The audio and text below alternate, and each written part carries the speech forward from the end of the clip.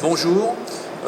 Dans un premier temps, après cette présentation de Parkeon rapide, donc vous nous voyez entre autres dans un petit peu toutes les villes de France derrière comme fabricant des eurodateurs ou de certains systèmes de paiement par mobile. Mais je vais revenir sur la réforme du stationnement payant. Donc cette réforme revient de la loi de décentralisation, la loi MAPTAM, donc votée en janvier 2014 et qui sera effective au 1er janvier 2018. En fait, cette loi va permettre de donner aux collectivités toutes les manettes pour piloter leur politique de stationnement au sein de leur politique de mobilité. La partie visible de cette loi va être le remplacement d'une amende pénale de 17 € nationale pour non-paiement du stationnement payant ou dépassement de son temps payé par un système dans lequel le paiement immédiat du stationnement à l'eurodateur, aussi bien que si vous n'avez pas payé, on va vous soumettre derrière, vous allez être soumis à un forfait de post-stationnement, les deux étant des redevances d'occupation de l'espace public. Ce forfait de post-stationnement va correspondre au maximum, au montant pour la durée maximale de stationnement. Donc toute cette fixation donc, du montant du FPS que vous aurez, qui s'appelle forfait de post-stationnement, que vous aurez à payer en cas de dépassement de ticket ou en cas de non-paiement, va dépendre de la tarification de la redevance, donc fixée par la municipalité.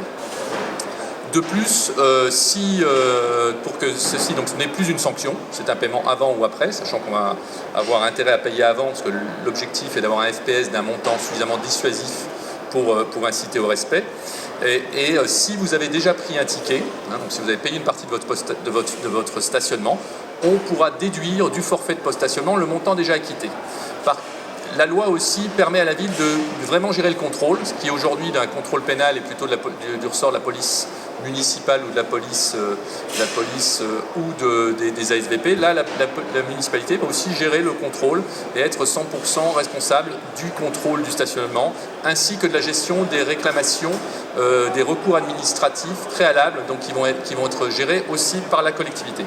Donc ceci amène cette réforme, la mise en place de cette réforme avec beaucoup d'opportunités, amène 5 responsabilités nouvelles pour les municipalités, 5 responsabilités sur lesquelles elles doivent se pencher pour être en mesure d'avoir une solution qui va leur permettre d'être prêtes pour ce 1er janvier 2018. La première est de déployer une politique favorisant les bons usages et incitant au respect. Donc ce premier facteur, qui est l'objectif de la politique du stationnement, c'est d'avoir un meilleur respect du stationnement.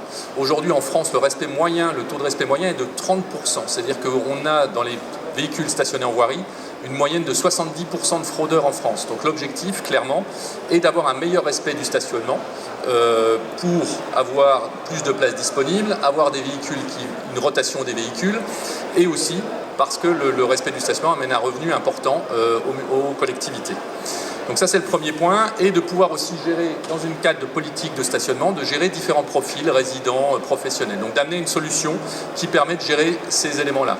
Donc on propose au niveau de Parkeon des solutions complètement intégrées qui permettent d'offrir du temps gratuit une fois par jour, de forcer la rotation des véhicules et de pouvoir gérer des profils particuliers avec des tarifs particuliers.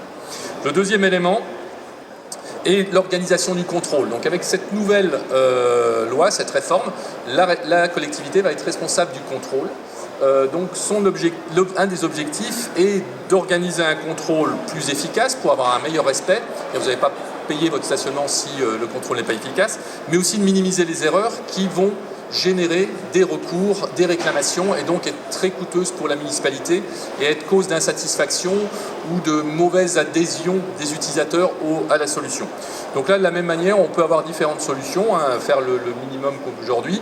De plus en plus, et ce qui est préconisé, c'est d'aller vers des systèmes dans lesquels on va pouvoir saisir son numéro d'immatriculation sur les eurodateurs ou par téléphone mobile, avoir un contrôle qui va se faire directement sur des tickets électroniques à partir de PDA, de systèmes comme vous l'avez aujourd'hui, de PV électroniques, qui vont directement contrôler à partir de votre numéro d'immatriculation votre paiement et vont permettre aussi, comme je vous l'ai expliqué, le FPS, ce forfait de stationnement dépendant du tarif, d'appliquer le bon montant de forfait de FPS si vous n'avez pas payé et éventuellement de calculer automatiquement une déduction de ticket.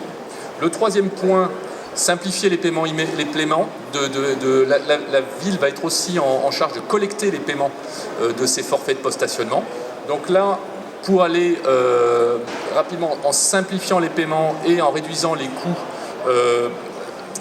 de recouvrement et délais de recouvrement, on peut utiliser les infrastructures existantes, horodateur, paiement par mobile, pour venir payer immédiatement votre FPS, forfait de post-stationnement, en cas de non-paiement ou de dépassement de ticket. Un point aussi important, c'est qu'il est possible et autorisé pour la collectivité de définir une minoration du montant du forfait en cas de paiement rapide. C'est-à-dire que si vous payez avant la fin de la journée ou dans les heures qui viennent votre FPS en cas de dépassement de ticket sur l'horodateur, vous allez avoir une minoration du montant. Troisième élément, les collectivités vont être en charge des réclamations, donc il est aussi très important de minimiser ces réclamations et de simplifier le traitement des réclamations. Donc ça peut être très lourd aujourd'hui à gérer.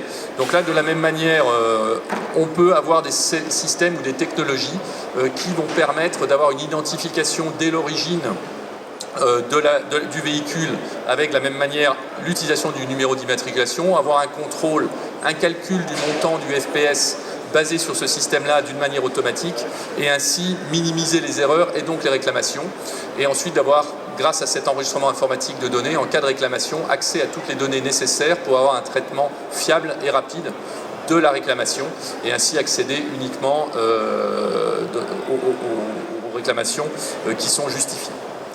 Le dernier point, les collectivités vont recevoir le produit des redevances de paiement immédiat sur les horodateurs, mais sont aussi en charge de collecter le produit des forfaits de post-stationnement, qui aujourd'hui on pourrait appeler le produit des amendes.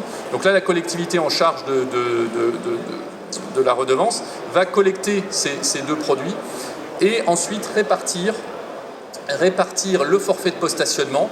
Donc la nouvelle loi MAPTAM spécifie que ce forfait de post-stationnement est fléché au niveau budgétaire vers les éléments de politique de mobilité durable et de circulation. Donc en fonction de la collectivité, le fléchage et la répartition éventuelle entre une commune et une agglomération vont se faire sur cette base. Donc le point important pour les collectivités vis-à-vis de tous ces éléments-là, c'est janvier 2018. Ça peut sembler loin, mais c'est pas si loin. Le temps de réfléchir, de faire un diagnostic de l'existant, de travailler sur une stratégie d'implémentation de cette loi.